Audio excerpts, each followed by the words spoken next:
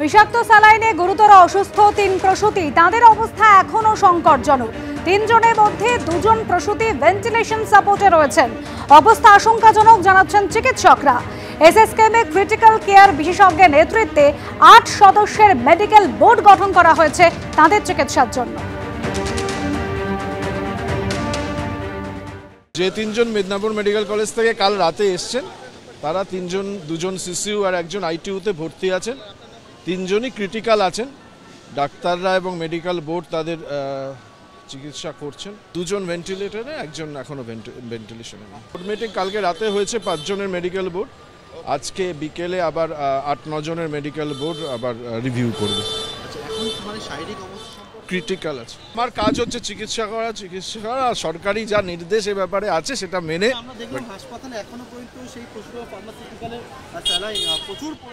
সেগুলো এখন তো মানে ফিরিয়ে আনা হচ্ছে, স্টোরে দেখেছো তোমরা।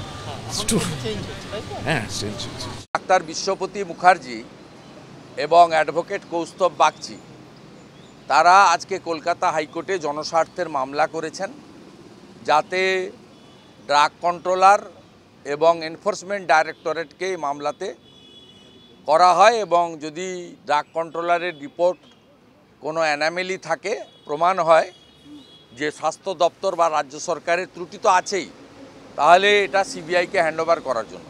ডকুমেন্ট বলছে, কথা বলছে যে স্বাস্থ্য দপ্তরের এখান থেকেই এই মারাত্মক ক্ষমার অযোগ্য ত্রুটিটা হয়েছে। কর্ণাটক সরকার 13ই ডিসেম্বর লিখিতভাবে, যার ডকুমেন্ট আমার কাছেও আছে, আপনাদের কাছেও আছে, 13ই ডিসেম্বর পাঠিয়েছে। এবং তারপরে আপনারা দেখেছেন যে রাজ্য সরকার একটা দায় সারা ফার্স্ট উইক অফ জানুয়ারি এই কোম্পানির স্যালাইন এবং অন্যান্য ওষুধের জন্য না বলেছিল, কিন্তু তারপরেও ইউজ করা হয়েছে। এখানে যে পাটে মমতা ব্যানার্জি স্বাস্থ্যমন্ত্রী তার ত্রুটি বা নারায়ণ স্বরূপ নিগমের ত্রুটি, সেটা হচ্ছে ১ নম্বর, এই স্যালাইন প্রকিউরমেন্ট সেন্ট্রালি করা হয় স্বাস্থ্য ভবন থেকে টেন্ডারের মাধ্যমে। দ্বিতীয় হচ্ছে 13ই ডিসেম্বর কর্ণাটক সরকার বলার পরেও প্রায় ৩ সপ্তাহের বেশি, ১ মাসের কাছাকাছি এই বিষয়ে সরকার কোনো পদক্ষেপ গ্রহণ করেনি। এটা ক্ষমার অযোগ্য অপরাধ। তৃতীয়ত, যে কোম্পানিকে ২২ সাল অবধি টেন্ডার ছিল, তার ৬ মাস টেন্ডার এক্সটেনশান দিয়েছে স্বাস্থ্য দপ্তর। এটাও একটা ক্ষমার অযোগ্য ত্রুটি, এবং এর পিছনে অর্থ আছে এটা আমি দাবি করি। এবং যদি ইডি এই কেসটা নেয়, মানি লন্ডারিং প্রমাণিত হবে। আরজি করে তো ওরাই সিবিআই চাই বলেছিল। সিবিআই তদন্তের রিপোর্টটা যেহেতু প্রমাণ করে দিল কলকাতা পুলিশ ঠিক ছিল, এখন বলছে আমরা সিবিআই চাই না, সিবিআইকে মানি না।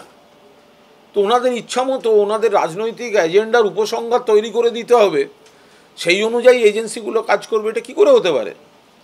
আমি স্পষ্টভাবে জিজ্ঞাসা করছি বিরোধী নেতাদের যে আপনারা যে সিবিআই বলছেন, তো এই কথাটা তো আপনারা আরজি করের ক্ষেত্রেও বলেছিলেন। আরজি করে সিবিআই এসে দেখিয়ে দিয়েছে কলকাতা পুলিশের তদন্ত ঠিক ছিল, তো আপনারাই তো এখন বলছেন সিবিআই মানি না।